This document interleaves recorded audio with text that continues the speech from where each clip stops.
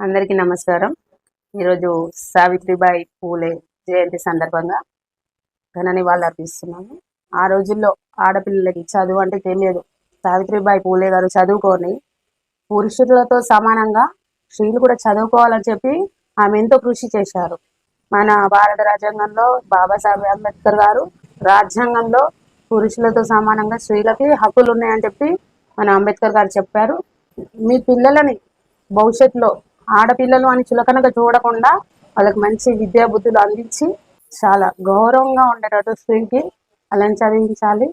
చాలా కృషి చేయాలి. ఆడపిల్లలకి సమాజంలో మంచి ఘనత వచ్చేలాగా ఆడపిల్లల్ని తీర్చిదిద్దాలని మేము మనస్ఫూర్తిగా కోరుకుంటూ, అలాగే సావిత్రిబాయి పూలేని ఆదర్శంగా తీసుకొని మీ పిల్లలందరినీ మంచి చదివించాలని కోరుకుంటూ బాలికల పరిరక్షణ సమితి తరపున అందరికీ ధన్యవాదాలు.